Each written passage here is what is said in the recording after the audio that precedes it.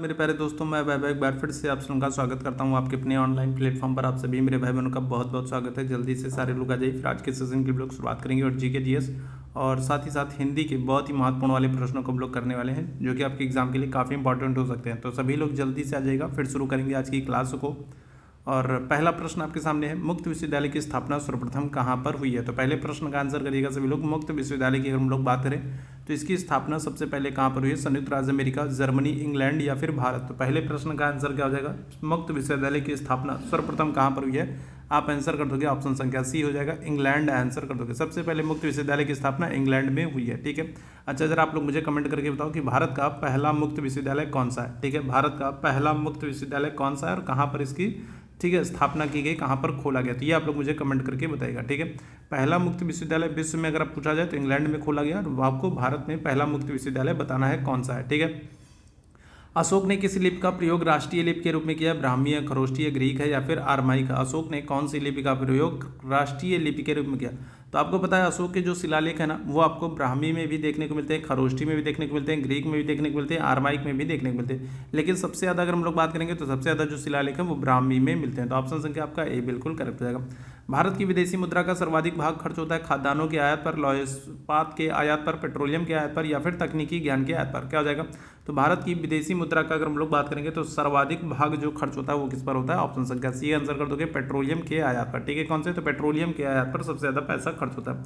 आगे बढ़ेंगे, reserve bank. Reserve bank क्या है? तो एक वाणिज्यिक बैंक है, सहकारी बैंक है, केंद्रीय बैंक है या फिर अग्रणी बैंक है? तो आरबीआई के संदर्भ में आपको पता है कई बार हम लोग बात कर चुके हैं। 1935 में स्थापना हो रही है, 1949 में राष्ट्रीयकरण हो रहा है। ठीक है, भारत का सबसे बड़ा बैंक है, भारत का केंद्रीय बैंक है, भारत का सेंट्रल बैंक है, भारत का बैंकों का बैंक कहलाता है कौन? आरबीआई। तो क्या हो जाएगा? तो भारत जो आरबीआई ये क्या है? तो ये भारत का केंद्रीय बैंक है, सेंट्रल बैंक। ऑप्शन संख्या बी हो जाएगा।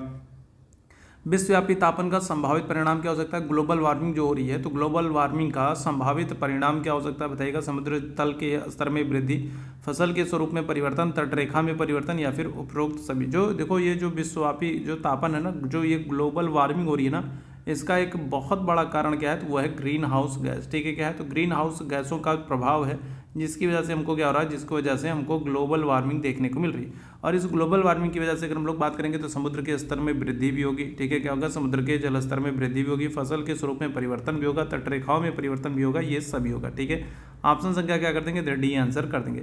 अच्छा, अब आप लोग मुझे कमेंट करके कम से कम 3 ग्रीन हाउस गैसों के नाम बताइएगा। ठीक है, तो जल्दी से कमेंट बॉक्स में आप लोग मुझे, ठीक है, जितने भी मेरे भाई बहन जुड़े हैं सभी लोग कमेंट बॉक्स में मुझे कम से कम 3 ग्रीन हाउस गैसों के नाम बताएंगे। ठीक है, निम्न में से कौन सा अंडा देने वाला स्तनपायी कौन सा बताइएगा? चमगादड़ है, पर्णिल चींटीखोर है, व्हेल है या फिर कंटीला चींटीखोर है? तो बताइएगा अंडा देने वाला स्तनपायी। देखो, चमगादड़ की अगर हम लोग बात करें और व्हेल की अगर हम लोग बात करें तो चमगादड़ और व्हेल जो है ये दोनों स्तनपायी हैं, लेकिन ये अंडे नहीं देते, ये बच्चे देते हैं। ठीक है, ये बच्चे देने वाले स्तनपायी हैं, याद रखिएगा। ठीक है, क्या है? चमगादड़ अगर हम लोग बात करेंगे तो ये क्या है? तो स्तनपायी है, बच्चे देती है। व्हेल अगर हम लोग बात करेंगे तो बच्चों को देती है, लेकिन अंडा देने वाला स्तनपायी अगर हम लोग बात करेंगे तो आप आंसर कर दोगे, ऑप्शन संख्या सी हो जाएगा, कंटीला चींटीखोर। ऑप्शन संख्या क्या हो जाएगा? डी हो जाएगा। ट्रांसफार्मर किसके काम करता है? केवल प्रत्यावर्ती धारा से, केवल दिष्ट धारा से, एसी और डीसी दोनों से, कोई भी किसी भी सिग्नल से? क्या हो जाएगा? ट्रांसफार्मर किससे काम करता है? क्या आंसर करेंगे? इस प्रश्न का आंसर हो जाएगा ऑप्शन संख्या ए, केवल प्रत्यावर्ती धारा से। ऑप्शन संख्या ए आंसर करिएगा। ठीक है, चरागाह को पंपास कहा जाता है अफ्रीका में, दक्षिण अमेरिका में, ब्रिटेन में या फिर अमेरिका में? बताइएगा क्या हो जाएगा? तो देखो, अगर हम लोग कनाडा की बात कर लें तो कनाडा में आपको क्या हो जाएगा? कनाडा में आपको प्रेयरी घास का मैदान देखने को मिल जाएगा। कनाडा में कौन सा? तो प्रेयरी घास का मैदान देखने को मिल जाएगा। ठीक है, वेनेजुएला की हम लोग बात करें, वेनेजुएला की अगर हम लोग बात करेंगे तो यहाँ पर आपको क्या हो जाएगा? तो यहाँ पर आपको सेल्वास देखने को मिल जाएगा। ठीक है, क्या हो जाएगा? तो यहाँ पर आपको, ठीक है, सॉरी सेल्वास नहीं कहूँगी, सेल्वास नहीं कहेंगे, यहाँ पर क्या हो जाएगा? यहाँ पर अगर हम लोग बात करेंगे तो आपको लानोस घास के मैदान देखने, कौन से? लानोस घास के मैदान देखने को मिल जाएंगे। ठीक है, सेल्वास जो है ये आपको ब्राजील में चौड़ी पत्ती वाले सदाबहार वन देखने को मिलेंगे। ब्राजील में अगर हम लोग बात करेंगे तो जो है आपको, ठीक है, ब्राजील में क्या हो जाएगा? तो ब्राजील में आपको सेल्वास नामक चौड़ी पत्ती वाले सदाबहार वन देखने को मिल जाएंगे। ठीक है, पंपाज की बात करेंगे, पंपाज आपको कहाँ पर? तो पंपाज जो है ये आपको देखने को मिल जाएगा कहाँ पर? अर्जेंटीना में। ठीक है, कहाँ पर? अर्जेंटीना में। और अर्जेंटीना के संदर्भ में आपको याद रखना है कि अर्जेंटीना जो है ये हमको कहाँ पर? तो ये हमको दक्षिण अमेरिका में देखने को मिल जाएगा। ठीक है, दक्षिण अफ्रीका की बात करेंगे, दक्षिण अफ्रीका में क्या हो जाएगा? तो दक्षिण अफ्रीका में आपको वेल्ड घास का मैदान देखने को मिल जाएगा। ठीक है, कौन सा? दक्षिण अफ्रीका में आपको वेल्ड देखने को मिल जाएगा। और ऑस्ट्रेलिया में अगर हम लोग बात करेंगे तो ऑस्ट्रेलिया में क्या है, तो ऑस्ट्रेलिया में आपको डाउन्स घास के मैदान देखने को मिले हैं। ठीक है, कौन से डाउन्स, तो ये कुछ महत्वपूर्ण घास के मैदान है जिनको आपको याद रखना। ठीक है, चलिए आगे बढ़ेंगे अगले प्रश्न की तरफ। इनमें से कौन सा वस्तुतः गार्डन नहीं, बताएगा क्या हो जाएगा। तो यहाँ पर आपको 4 नाम दिए गए हैं, 4 विकल्प दिए गए और इनमें से बताना है कौन सा एक गार्डन नहीं है। Hanging garden, Vrindavan garden, Khusro garden या फिर ईडन गार्डन। तो बताइएगा क्या हो जाएगा। तो इनमें से कौन सा एक गार्डन नहीं है, क्या आंसर करोगे, कौन सा एक गार्डन नहीं आंसर कर दोगे, ऑप्शन संख्या बी हो जाएगा ईडन गार्डन। ईडन गार्डन जो है ना, तो ये गार्डन नहीं भाई, ये क्रिकेट स्टेडियम है जो कि कोलकाता में। ईडन गार्डन की अगर हम लोग बात करेंगे तो ये गार्डन नहीं भैया। ठीक है, क्या है, तो ये कोलकाता में क्रिकेट स्टेडियम, ऑप्शन संख्या बी हो जाएगा। द ऑडेसिटी ऑफ होप नामक पुस्तक के लेखक कौन है, नयनतारा सहगल, अरविंद अडीगा है, विक्रम सेठ है, Barack Obama. The audacity of hope अगर हम लोग बात करेंगे तो क्या हो जाएगा, इसके लेखक कौन जाएंगे, आंसर कर दोगे ऑप्शन संख्या डी हो जाएगा, बराक ओबामा हो जाएंगे। ठीक है, किस पद्धति से ऑक्सीजन नहीं तैयार की जाती है, जल का विद्युत अपघटन, द्रव वायु का प्रभाजी आसवन, पोटेशियम परमैंगनेट का वियोजन या फिर मैग्नीज डाइऑक्साइड का वियोजन। क्या हो जाएगा, किस माध्यम से, किस टेक्निक से, किस पद्धति से ऑक्सीजन नहीं तैयार की जाती है, ऑप्शन संख्या डी आंसर कर देंगे, मैग्नीज डाइऑक्साइड का वियोजन से। ठीक है, चलिए आगे बढ़ेंगे। इनमें से क्या मिश्र धातुओं की विशेषता नहीं है, तो मिश्र धातुओं की विशेषता की बात करेंगे, यौगिक, मिश्रण, विलयन या फिर समघात निकाय। क्या हो जाएगा, तो कौन सा मिश्र धातुओं की विशेषता नहीं बताएगा। निम्न में से क्या मिश्र धातुओं की विशेषता नहीं है, यौगिक है, मिश्रण है, विलयन या फिर समघात निकाय। क्या हो जाएगा, आंसर कर देंगे ऑप्शन संख्या ए हो जाएगा, यौगिक। यौगिक जो है तो ये मिश्र धातुओं की विशेषता नहीं है। जल में क्या मिलाने से उसकी स्थायी कठोरता समाप्त हो जाती है, फिटकरी होगा, चूना होगा, सोडियम कार्बोनेट होगा, पोटेशियम परमैंगनेट होगा। बताइएगा क्या हो जाएगा। तो जल में क्या मिलाने से उसकी स्थायी कठोरता समाप्त की जा सकती है, फिटकरी है, चूना है, सोडियम कार्बोनेट है या फिर पोटेशियम परमैंगनेट। क्या आ जाएगा, तो आंसर कर देंगे ऑप्शन संख्या बी हो जाएगा, सोडियम कार्बोनेट। ठीक है, क्या आंसर कर दोगे, तो ऑप्शन संख्या बी आंसर कर देंगे, सोडियम कार्बोनेट को मिलाने से जल की स्थायी कठोरता को दूर किया जा सकता है। पीडीए का फुल फॉर्म क्या हो जाएगा, पर्सनल डिजिटल असिस्टेंट हो जाएगा या फिर पर्सनल डेवलपमेंट एजेंसी हो जाएगा, पर्सनल डाटा अथॉरिटी होगा या फिर पर्सनल डाटा एरे हो जाएगा। पीडीए का आपसे फुल फॉर्म पूछ रहा है, बताएंगे क्या हो जाएगा, पर्सनल डिजिटल असिस्टेंट होगा, पर्सनल डेवलपमेंट एजेंसी होगा, पर्सनल डाटा अथॉरिटी होगा या फिर पर्सनल डाटा एरे हो जाएगा। क्या आंसर हो जाएगा, आंसर कर देंगे ऑप्शन संख्या ए हो जाएगा, पर्सनल डिजिटल असिस्टेंट। ऑप्शन संख्या क्या करिएगा, तो ए आंसर करेंगे। क्लियर है। भारत रत्न का डिजाइन किस वृक्ष के पत्ते की तरह बनाया गया, बरगद के वृक्ष, पीपल के वृक्ष, नारियल के वृक्ष या फिर चंदन के वृक्ष। बताइएगा क्या जाएगा। तो अगर हम लोग भारत रत्न की बात करेंगे ना, तो भारत रत्न का जो डिजाइन है तो वो किस वृक्ष के पत्ते की तरह बनाया गया है, क्या आंसर कर देंगे, तो आंसर हो जाएगा आपका ऑप्शन संख्या बी हो जाएगा, पीपल के वृक्ष। ठीक है, कितने, तो पीपल के वृक्ष की तरह जो है डिजाइन बनाया गया है। और लास्ट ईयर आपको याद होना चाहिए 2024 में अगर हम लोग बात करेंगे तो कितने, तो 5 लोगों को दिया गया। ठीक है, कितने लोगों को, तो 5 लोगों को। ठीक है, क्या किया गया, 5 व्यक्तियों को, 5 लोगों को जो है ये भारत रत्न देने का काम किया गया था। 2011 की जनगणना के अनुसार निम्नलिखित में से किस राज्य में बाल लिंगानुपात सबसे कम है। 2011 की जनगणना के अनुसार किस राज्य में बाल लिंगानुपात सबसे कम है, हरियाणा है, पंजाब है, बिहार, उत्तर प्रदेश। क्या हो जाएगा, आंसर कर देंगे ऑप्शन संख्या क्या देगा, तो बी आंसर कर दोगे, पंजाब है। ठीक है, कहाँ पर, तो सबसे कम लिंगानुपात अगर हम लोग बाल लिंगानुपात की बात करेंगे सबसे कम कहाँ पर, तो ये आपको पंजाब में देखने को मिल जाएगा। कूका आंदोलन को किसने संगठित करने का काम किया है, गुरु रामदास है, गुरु नानक है, गुरु राम सिंह है, फिर गुरु गोविंद सिंह है। कूका आंदोलन को संगठित करने का श्रेय किसको जाता है, क्या आंसर होगा, गुरु रामदास है, गुरु नानक देव है, गुरु गोविंद सिंह है, गुरु राम सिंह है। क्या आंसर हो जाएगा, तो ऑप्शन संख्या सी आंसर कर दोगे, गुरु राम सिंह। ठीक है, कौन है, तो गुरु राम सिंह ने कूका आंदोलन को संगठित करने का काम किया। किस गवर्नर जनरल के समय में पहला फैक्ट्री अधिनियम पारित किया गया, बताइएगा। तो पहला फैक्ट्री अधिनियम, पहला कारखाना अधिनियम आपसे पूछ रहा है, पहला फैक्ट्री अधिनियम, पहला कारखाना अधिनियम जो है तो ये किसके समय में है, कर्जन के समय में, लिटन के समय में, रिपन के समय में, कैनिंग के समय में। क्या हो जाएगा, तो पहला कारखाना अधिनियम आपसे पूछ रहा है, पहला कारखाना अधिनियम कहा जाए, पहली नियमित जनगणना कहा जाए, स्थानीय स्वशासन का जनक कहा जाए, ठीक है, एल्बर्ट बिल विवाद कहा जाए, ठीक है, हंटर आयोग कहा जाए, ये सब किससे, तो ये सब जो है रिपन संबंधित है, याद रखेंगे कौन है, तो ये सब अगर हम लोग बात करेंगे कौन है, तो ये सब जो है वो रिपन संबंधित हैं, याद रखिएगा। ठीक है, क्या आ जाएगा, तो ये सब जो है रिपन संबंधित हैं, याद रखेंगे। क्लियर है। चलिए आगे बढ़ेंगे। दिल्ली के किस मुस्लिम शासक के निधन पर इतिहासकार बदायूनी ने कहा था कि राजा को अपनी प्रजा से और प्रजा को अपनी राजा से मुक्ति मिली। ठीक है, तो किस मुस्लिम शासक के निधन पर इतिहासकार बदायूनी ने कहा कि राजा को अपनी प्रजा से और प्रजा को अपनी राजा से मुक्ति मिली है, बलबन है, मोहम्मद बिन तुगलक है, अलाउद्दीन खिलजी, शेरशाह। क्या आ जाएगा, क्या आंसर कर देंगे, तो ऑप्शन संख्या हो जाएगा बी आंसर करोगे, मोहम्मद बिन तुगलक। मोहम्मद बिन तुगलक की मृत्यु पर जो है इतिहासकार बदायूनी, नाम याद रखिएगा, बदायूनी ने कहा था कि राजा को अपनी प्रजा से और प्रजा को अपनी राजा से मुक्ति मिल गई। खालसा पंथ की स्थापना किसने की है? गुरु अर्जुन देव ने, गुरु तेग बहादुर ने, गुरु गोविंद सिंह या गुरु हरगोविंद ने। खालसा पंथ की स्थापना कब हो रही है? तो आंसर करोगे 1699 में। ठीक है, कब? तो 1699 में खालसा पंथ की स्थापना हो रही है। और कौन करेंगे? तो आंसर कर दोगे आप कौन? गुरु गोविंद सिंह। ऑप्शन संख्या क्या आ जाएगा? तो डी आंसर हो जाएगा। दारा सिकोह और औरंगजेब के मध्य हुए उत्तराधिकार के युद्धों में सबसे निर्णायक युद्ध कौन सा था? धर्मत का था, देवराई का था, सामूगढ़ का था, या फिर इनमें से कोई नहीं? इस प्रश्न का आंसर कर देंगे, क्या आ जाएगा? चलिए जल्दी हो जाएगा। तो दारा सिकोह और औरंगजेब के बीच में अगर हम लोग बात करेंगे सबसे निर्णायक युद्ध कौन सा था, इसे ठीक है, तो कौन सा हो जाएगा? तो धर्मत का युद्ध, सामूगढ़ का युद्ध, देवराई का युद्ध है, या फिर इनमें से कोई नहीं? क्या हो जाएगा? तो आंसर कर दोगे ऑप्शन संख्या बी, सामूगढ़ का जो युद्ध है, तो ये दारा सिकोह और औरंगजेब के बीच में उत्तराधिकार का सबसे निर्णायक युद्ध था। और इसी के बाद कंफर्म हो गया कि औरंगजेब ही राजा बनेगा। पृथ्वी पर शरीर का अधिकतम भार कहाँ पर होता है? अगर आपसे पूछा जाए पृथ्वी पर शरीर का अधिकतम भार कहाँ पर होता है, तो आप कहोगे ध्रुवों पर। पृथ्वी पर शरीर का जो अधिकतम भार होता है वो कहाँ पर होता है? वो ध्रुवों पर होता है। लेकिन अब ध्रुवों में भी पूछ ले कि कहाँ पर, उत्तरी ध्रुव या फिर दक्षिणी ध्रुव, नॉर्थ पोल या फिर साउथ पोल, तब फिर क्या हो जाएगा? पृथ्वी पर शरीर का अधिकतम भार जो है वो ध्रुवों पर होता है। लेकिन ध्रुवों पर कहाँ पर होता है? या तो उत्तरी पोल, नॉर्थ पोल पर, या फिर साउथ पोल पर, उत्तरी ध्रुव या दक्षिणी ध्रुव। क्या आंसर करोगे?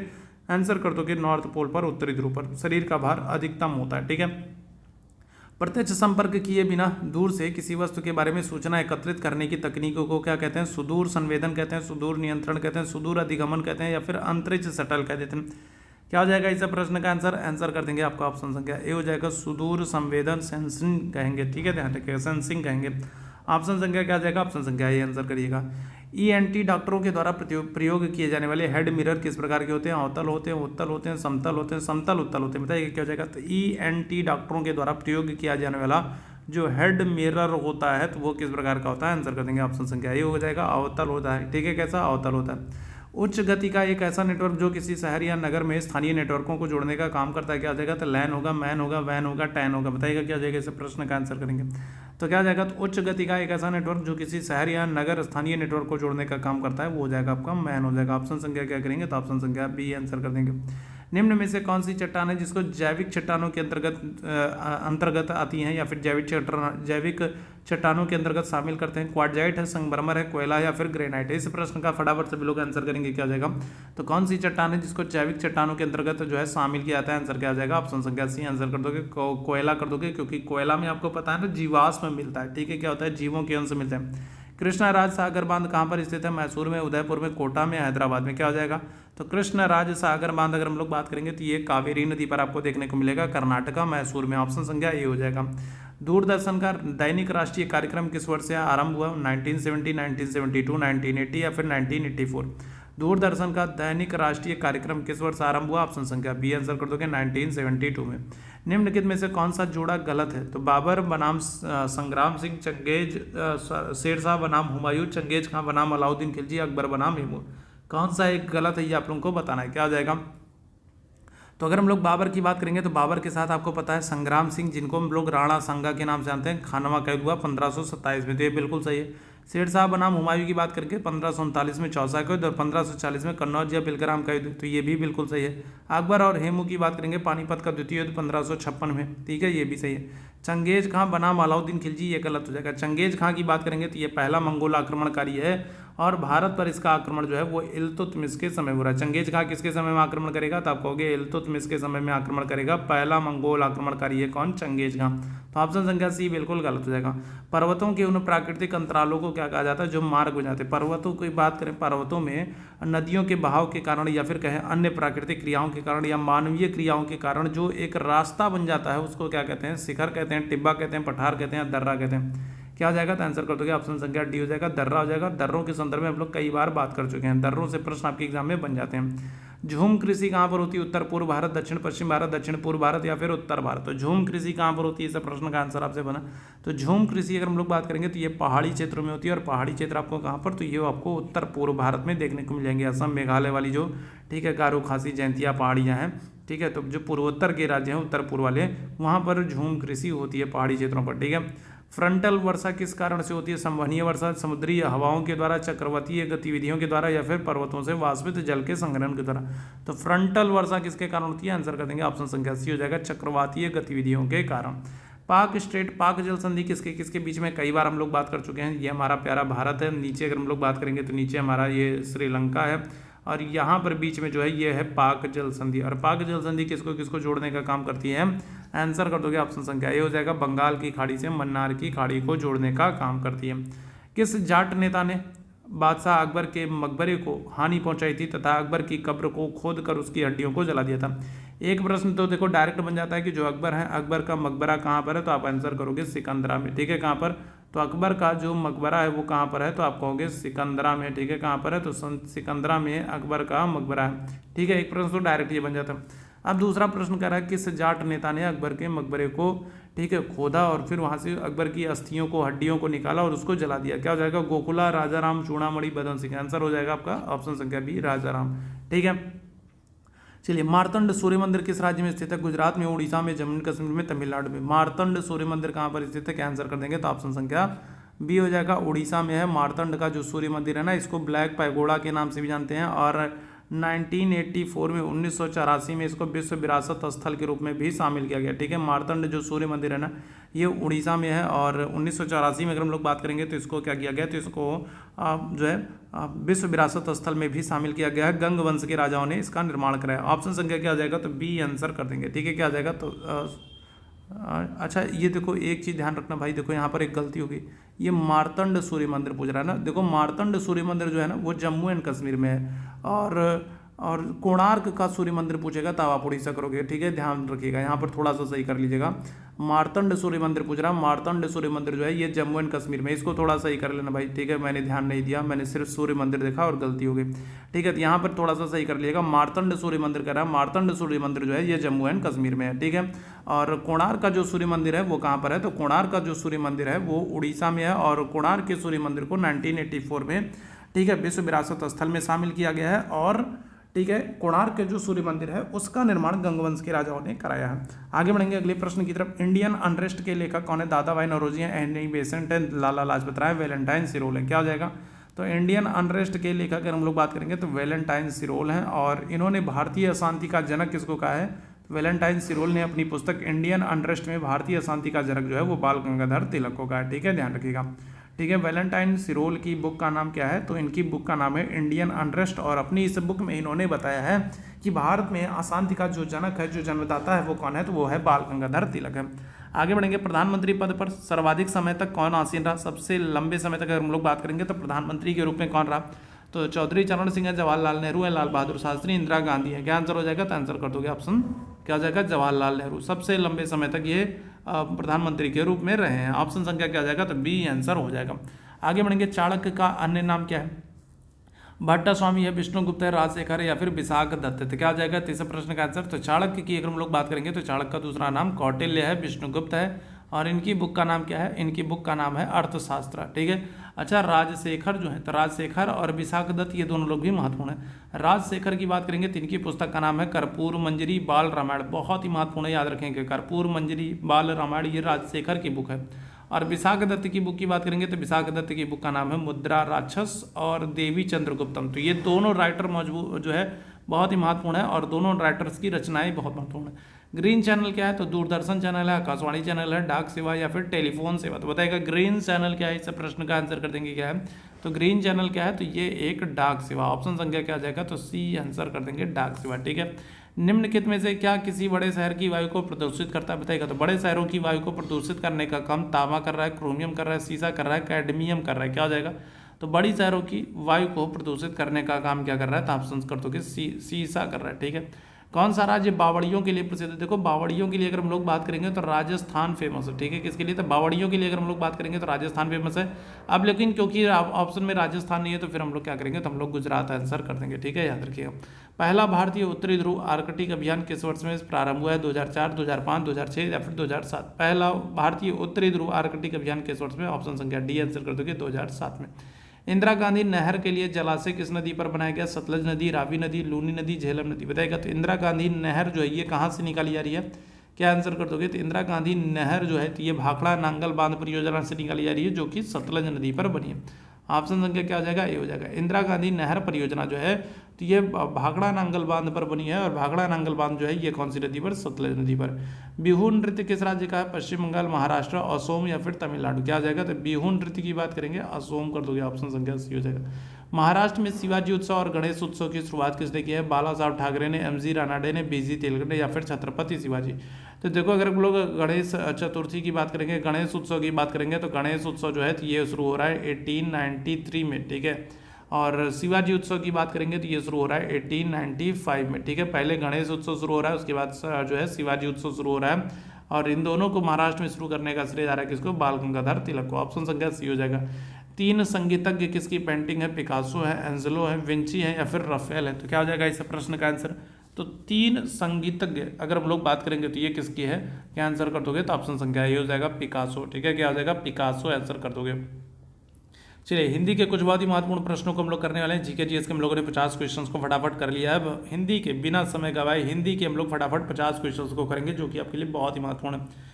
इनमें से कौन सा शुद्ध शब्द वर्तनी वाला है, तो बताइएगा क्या हो जाएगा, पारगम्य हो जाएगा, पारागम्य हो जाएगा, पारोगम्य हो जाएगा या फिर पारिगम्य हो जाएगा, क्या हो जाएगा। तो अगर हम लोग बात करें इसमें शुद्ध वर्तनी वाला शब्द आपको बताना है, क्या हो जाएगा। चलिए फटाफट सभी लोग आंसर करेंगे। तो जीके जीएस के हम लोगों ने 50 क्वेश्चंस को कंप्लीट कर लिया, और हिंदी के भी हम लोग फटाफट 50 क्वेश्चंस को कंप्लीट करने वाले हैं, और बहुत इंपॉर्टेंट ये सेशन है। और जितने मेरे भाई बहन नियमित रूप से मेरे साथ जुड़े हैं उन सभी लोगों को दिल से बहुत बहुत धन्यवाद। आप लोगों से निवेदन करूंगा इस सेशन को एक बार लाइक शेयर कर दिएगा, चैनल पर पहली बार होंगे तो सब्सक्राइब कर लीजिएगा, शेयर कर देंगे तो मैक्सिमम साथियों तक ये सेशन पहुँच सकेगा और उनके लिए भी हेल्पफुल हो सकेगा। आंसर हो जाएगा आपका ऑप्शन से क्या है, पारगम। हिंदी भाषा का कौन सा रूप मानक हिंदी के रूप में स्वीकार किया गया है, पूर्वी हिंदी, पहाड़ी हिंदी, खड़ी बोली या फिर पश्चिमी हिंदी, क्या हो जाएगा। आंसर कर दोगे ऑप्शन संख्या सी, खड़ी ही बोली, ठीक है। क्या हो जाएगा, तो खड़ी बोली।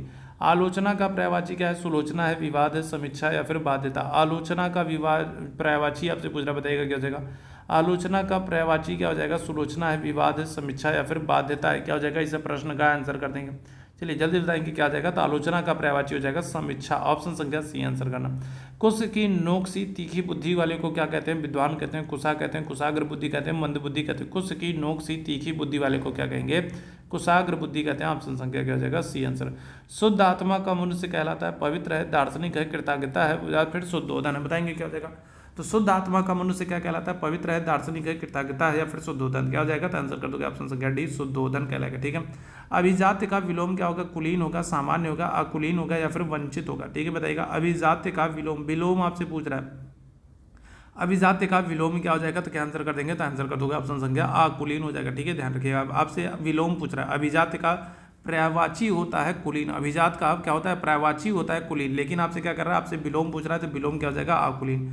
अतिवृष्टि का विलोम क्या हो जाएगा, इस प्रश्न का आंसर कर देंगे। अतिवृष्टि का विलोम क्या हो जाएगा, अनावृष्टि हो जाएगा, अकाल हो जाएगा, तूफान हो जाएगा, वर्षा हो जाएगा, क्या हो जाएगा। अतिवृष्टि का विलोम हो जाएगा अनावृष्टि, ऑप्शन संख्या क्या करिएगा, ए आंसर कर देंगे, ठीक है। आगे बढ़ेंगे। अभिशंसा, अभिशंसा में कौन सा उपसर्ग है, अपि है, अभि है, अ है, अनु है, बताइएगा क्या हो जाएगा। इस प्रश्न का आंसर करेंगे। अभिशंसा में कौन सा उपसर्ग है, क्या आंसर कर देंगे, तो ऑप्शन संख्या बी आंसर कर देंगे, अभि है, ठीक है। कौन सा है, अभि। अवलोकन में प्रयुक्त उपसर्ग कौन सा है, इस प्रश्न का आंसर करेंगे। अवलोकन में कौन सा उपसर्ग अप है, अव है, अभि है, आ है, तो बताइएगा क्या हो जाएगा। इस प्रश्न का आंसर करेंगे। अवलोकन में अगर हम लोग बात करेंगे कौन सा, तो ऑप्शन संख्या बी आंसर करोगे, अव हो जाएगा, ठीक है। निर्विवाद का संधि विच्छेद क्या होगा, इस प्रश्न का आंसर करेगा। निर्विवाद का संधि विच्छेद क्या होगा, चलिए इस प्रश्न का आंसर करेंगे। निर्विवाद का संधि विच्छेद क्या हो जाएगा, आंसर कर दोगे ऑप्शन संख्या ए हो जाएगा, निधन विवाद हो जाएगा, ठीक है। क्या हो जाएगा, तो निधन विवाद हो जाएगा। प्राप्तांग में कौन सा समास है, तो अव्ययी भाव है, द्विगु है, द्वंद्व है, तत्पुरुष है। प्राप्तांग में कौन सा समास है, क्या आंसर कर देंगे। प्राप्तांग में तत्पुरुष समास है, ठीक है। कौन सा, तो आंसर क्या हो जाएगा, तो तत्पुरुष समास है, ठीक है। त्रिफला में कौन सा समास है, बताइएगा। द्वंद्व है, द्विगु है, तत्पुरुष है, कर्मधारय है, क्या हो जाएगा, त्रिफला, ठीक है। संख्यावाचक, और जहाँ संख्या की बात होगी वहाँ पर कौन सा, द्विगुवाचक, द्विगु हो जाएगा, ठीक है, याद रखिएगा। इनमें से कौन सा वर्णिक छंद है, इंद्र वज्रा है, सवैया है, कवित्त है या फिर ये सभी, क्या हो जाएगा। तो कौन सा वर्णिक छंद है, इस प्रश्न का आंसर करेंगे, क्या हो जाएगा। समय बहुत कम है, ठीक है। कल पेपर है बिहार वालों का, और लास्ट टाइम में कुछ हम लोग आज सेशंस करेंगे, अभी एक सेशन हम लोग कर रहे हैं, और रात तक हम लोग 2 और सेशंस करेंगे, और ये 3 सेशन आप देख लीजिएगा, तो फिर आप लोगों के लिए बहुत ही महत्वपूर्ण है। ये 3 सेशन देख करके कल आप लोग एग्जाम में जाइएगा, बहुत इंपॉर्टेंट आप लोगों के लिए लास्ट टाइम में, ठीक है। आज अभी हम लोग एक ही क्लास ले रहे हैं, और रात में जो है 10 बजे से पहले तक हम लोग 2 और क्लास लेंगे, छोटी छोटी क्लास लेंगे, फटाफट क्लास लेंगे, और ये तीनों क्लास आप देख के जाएगा, आपके लिए बहुत हेल्पफुल होने वाला है। ठीक है, यहाँ पर हम लोग बात करेंगे क्या आ जाएगा, ऑप्शन संख्या डी कर दोगे, ये सभी कर दोगे। ठीक है, कौन सा छंद 22 से 26 वर्ण और 4 चरणों वाला है, दोहा है, सोरठा है, सवैया है, कवित्त, क्या आ जाएगा, इस प्रश्न का आंसर करेंगे, क्या आ जाएगा, इस प्रश्न का आंसर कर देंगे ऑप्शन संख्या सी हो जाएगा, सवैया। ठीक है, क्या हो जाएगा, तो ऑप्शन संख्या क्या कर दोगे, तो सी आंसर कर दोगे, सवैया हो जाएगा। ठीक है, आगे बढ़ेंगे, वीर तुम बढ़े चलो, धीर तुम बढ़े चलो, सामने पहाड़ हो, सिंह की दहाड़ हो, तुम कभी रुको नहीं, तुम कभी झुको नहीं, उपरोक्त पंक्ति में कौन सा अलंकार है, तो ये तो बहुत ही अच्छा है। ठीक है, कौन सा रस है आपसे पूछ रहा, कौन सा, इसमें कौन सा रस है, और ये पंक्ति मुझे लगता है कल बिहार बीएड वाले मेरे भाई बहनों के लिए ही, स्पेशली उन्हीं के लिए है। ठीक है, तो बिल्कुल एकदम आगे बढ़े चलना है, और चाहे जो भी हो, एकदम सिंह की दहाड़ हो या फिर सामने पहाड़ हो, आपको रुकना नहीं है, आपको झुकना नहीं है, आगे बढ़ते चलना है, और निश्चित रूप से भी पॉजिटिव रहेंगे। ठीक है, अच्छा सोचेंगे तो सब कुछ अच्छा ही होगा।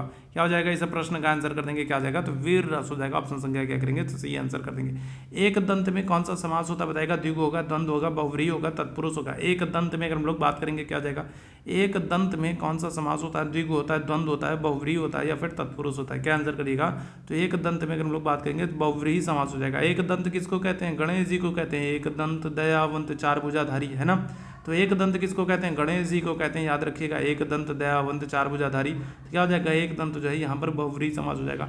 तत्पुरुष समास में प्रधान होता है, दूसरा पद होता है, पहला पद होता है, दोनों पद होता है, नवीन अर्थ होता है, बताइएगा क्या हो जाएगा, तत्पुरुष समास में अगर हम लोग बात करेंगे तो कौन सा पद प्रधान होता है, क्या आंसर करिएगा, तो आंसर करेंगे दूसरा पद। ठीक है, कौन सा, तो दूसरा पद जो है तत्पुरुष पद में प्रधान होता है, जैसे क्या हो जाए, जैसे राजपुत्र हो जाए, ठीक है, राजा का पुत्र हो गया, देशभक्ति हो गया। ठीक है, ये सब क्या है, ये सब तत्पुरुष में आएंगे। परमेश्वर, परमेश्वर में समास कौन सा है, द्विगु है, द्वंद्व है, कर्मधारय है, या फिर बहुव्रीहि है, क्या हो जाएगा, इस प्रश्न का आंसर करेंगे, परमेश्वर में जो है समास कौन सा। अब देखो यहाँ पर थोड़ा सा डाउट हो सकता है। ठीक है, अगर हम लोग बात करें यहाँ पर थोड़ा सा डाउट हो सकता है। ठीक है, कर्मधारय भी हो सकता है और बहुव्रीहि भी हो सकता है। ठीक है, बहुव्रीहि इसलिए हो सकता है, परमेश्वर मतलब ईश्वरों में जो परम हो, तो परम ईश्वर हम लोग कहते हैं किसको, भगवान शिव को कहते हैं। ठीक है, अगर हम लोग शैव वालों की बात करेंगे, जो शैव अनुयायी होते हैं, तो उनके अनुसार परम ईश्वर जो है वो शैव है, और वैष्णव वालों की बात करेंगे तो वैष्णव वालों के अनुसार जो है वो भगवान विष्णु है। ठीक है, तो ये इस तरीके से अगर हम लोग देखेंगे तो यहाँ पर बहुव्रीहि हो सकता है। बाकी वैसे अगर हम लोग देखेंगे तो क्या हो जाएगा, तो यहाँ पर कर्मधारय हो सकता है। अब इसका डिसीजन मैं आप लोगों पर छोड़ रहा हूँ कि क्या होगा, आप लोग बताइएगा, आप लोग मुझे कमेंट करके बताइएगा परमेश्वर में क्या होगा, परमेश्वर में कर्मधारय होगा या बहुव्रीहि होगा, इन दोनों में से कोई एक कमेंट करके बताइएगा। ठीक है, क्या होगा, राजभाषा में समास बताइएगा, क्या हो जाएगा, अव्ययी भाव हो जाएगा, द्विगु हो जाएगा, द्वंद्व हो जाएगा, तत्पुरुष हो जाएगा, क्या हो जाएगा, तो राजभाषा में अगर हम लोग बात करेंगे समास कौन सा हो जाएगा, तो आंसर कर दोगे ऑप्शन संख्या डी, तत्पुरुष हो जाएगा। ठीक है, रुपया पैसा में समास बताइए जिसमें दोनों पद प्रधान हो और एक दूसरे के विपरीत हो, वहाँ पर क्या होता है, वहाँ पर द्वंद्व होता है, जैसे माता पिता, सुख दुख, भाई बहन, है ना, सुबह शाम। ठीक है, रुपया पैसा, तो ये सब क्या हो जाएगा, तो ये सब द्वंद्व हो जाएगा, याद रखिएगा। स्वर्गवासी में समास कौन सा है, तत्पुरुष है, द्वंद्व है, द्विगु है, कर्मधारय है, क्या हो जाएगा, इस प्रश्न का आंसर करेंगे अगर हम लोग बात करें स्वर्गवासी में। ठीक है, क्या आ जाएगा, तो तत्पुरुष हो जाएगा, ऑप्शन संख्या ये आंसर करेंगे। अध्ययन में कौन सी संधि है, दीर्घ है, गुण है, वृद्ध है, यण बताएगा। अध्ययन में अगर हम लोग बात करेंगे कौन सी संधि है, जरा जल्दी से बताएगा, क्या जाएगा, ऑप्शन संख्या डी हो जाएगा, यण संधि है। ठीक है, क्या है, तो यण संधि, अध्ययन में कौन सी यण संधि है। प्रत्येक का संधि विच्छेद क्या हो जाएगा, चलिए इसे प्रश्न का आंसर करेंगे, प्रत्येक का संधि विच्छेद क्या हो जाएगा। अच्छा, प्रत्येक में आप मुझे बताइएगा संधि कौन सी है। ठीक है, ये भी आप मुझे कमेंट करके बताएंगे कि प्रत्येक में संधि कौन सी है, तो यहाँ पर क्या हो जाएगा, करेक्ट आंसर कर देंगे प्रति क्या हो जाएगा, एक मिनट रुको भाई। ठीक है, यहाँ पर हम लोग बात करेंगे तो यहाँ पर क्या हो जाएगा, तो यहाँ पर हो जाएगा आपका प्रतिधन एक हो जाएगा। ठीक है, क्या हो जाएगा, प्रतिधन एक हो जाएगा। टिकाऊ में प्रत्यय बताइएगा, क्या हो जाएगा, अक है, अक्कड़ है, आड़ी है, आऊ है, तो क्या हो जाएगा, तो अगर हम लोग बात करें टिकाऊ में प्रत्यय क्या है, तो आंसर क्या कर देंगे, तो आंसर कर देंगे ऑप्शन संख्या डी हो जाएगा, आऊ प्रत्यय है। ठीक है, तैराक में कौन सा प्रत्यय है, आकू है, आक है, अक है, अक्कड़ है, बताएंगे क्या आ जाएगा, तैराक में कौन सा, तो क्या आ जाएगा, तो अगर हम बात करें ऑप्शन संख्या बी आंसर कर दोगे, आक है। ठीक है, तिरस्कार का संधि विच्छेद क्या हो जाएगा, चलिए इसे प्रश्न का आंसर करें। तिरस्कार का संधि विच्छेद क्या हो जाएगा, इसे प्रश्न का आंसर करना है, क्या आ जाएगा, तिरस्कार का, तो आंसर कर दोगे ऑप्शन संख्या बी, तिराधनकार हो जाएगा। ठीक है, क्या आ जाएगा, तो ऑप्शन संख्या बी आंसर कर दोगे, तिराधनकार हो जाएगा। ठीक है, शंकर का सही संधि विच्छेद क्या हो जाएगा, इसे प्रश्न का आंसर करेंगे, शंकर का सही संधि विच्छेद क्या हो जाएगा, इसे प्रश्न का आंसर करेगा, क्या आंसर कर देंगे, तो ऑप्शन संख्या बी हो जाएगा, समधन कर हो जाएगा। ठीक है, क्या हो जाएगा, तो अगर हम बात करेंगे समधन कर हो जाएगा। ठीक है, व्यर्थ का संधि विच्छेद क्या हो जाएगा, इसे प्रश्न का आंसर करेंगे, क्या हो जाएगा, व्यर्थ का सही संधि विच्छेद क्या हो जाएगा, इसे प्रश्न का आंसर करिएगा, क्या आंसर करेंगे, तो आंसर हो जाएगा आपका ऑप्शन संख्या सी, वी धन अर्थ हो जाएगा। ठीक है, क्या आ जाएगा, व्यर्थ हो जाएगा। जरा व्यर्थ में बताओ कौन सी संधि होगी, व्यर्थ में बताओ कौन सी संधि होगी। निष्फल किस प्रकार की संधि है, स्वर्ग संधि है, व्यंजन संधि, विसर्ग संधि, गुण संधि, क्या हो जाएगा, निष्फल की हम लोग बात करेंगे, क्या आ जाएगा, तो निष्फल की हम लोग बात करेंगे किस प्रकार संधि है, आंसर कर दोगे विसर्ग संधि, ठीक है। कौन सी, निष्फल में हम लोग बात करेंगे विसर्ग संधि।